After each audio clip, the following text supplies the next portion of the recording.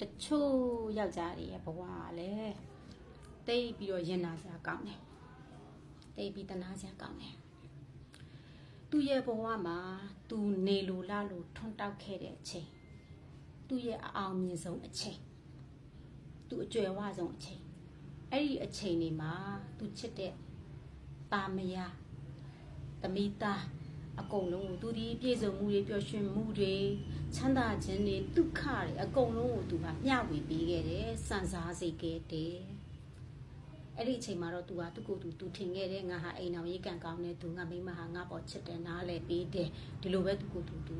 ယုံကြည်ခဲ့တယ်ယောက်ျားဆိုတာလေသူတို့ချစ်လို့ထားတဲ့မိမရဲ့စကားတစ်ခုအယုံကြည်ဆုံးပဲသူများစကားတွေနားမတော့ဘူးသူမိမပြောတဲ့စကားသားလေအမှန်သူတို့ရင်ထဲကိုရောက်တာနော်အဲ့တော့ဒီမိမဒီသူ့ဘဝအတွက်အရာရာဒီမိမကိုသူယုံကြည်တယ်အားကိုးတယ်ဒါကြောင့်မို့လို့သူရှာဖွေရရှိခဲ့တဲ့အရာမှန်သမျှကိုမိမကိုမချွင်းမချမ်းအကုန်လုံးအပ်ခဲ့တယ်ဟေးဒါပေမဲ့တစ်ချိန်မဟုတ်တစ်ချိန်မှာလူဆိုတဲ့အမျိုးကလည်းလှော်ရင်းနဲ့နှစ်တယ်ဆိုတာရှိတယ်ကိုလုတ်တဲ့လုတ်တွေဟာလုံနေရင်တန်းတန်းနဲ့အစင်မပြေသွားတာအချွတ်ချော်ဖြစ်သွားတာအလွဲလေးတွေဖြစ်သွားတာတိမ်ဆောင်းတာလေးတွေဖြစ်သွားတာဆုံးရှုံးနစ်နာရတာလေးတွေဖြစ်တဲ့ခါကြလို့ရှိရင်အဲ့ဒီအချိန်မှာမိန်းမတစ်ယောက်ကရင်ထဲမှာရှိတယ်သူတို့ရဲ့စိတ်ရင်းအစစ်အမှောင်ယောက်ျားတွေဟာမြင်တွေ့လိုက်ရတယ်နော်အဲ့တော့ဒီမိန်းမရဲ့စိတ်ထဲမှာဘာလဲဆိုတော့ဒီကောင်ဆုံးရှုံးတဲ့ဒီကောင်ကြရှုံးတဲ့အချိန်ရောက်ပြီ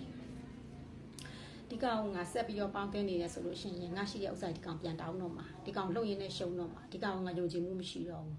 အဲ့တော့ဒီကောင်ငါမပေါင်းချင်တော့ဘူးအဲ့တော့ငါမှပိုင်ဆိုင်ထားတဲ့ဥစ္စာတွေ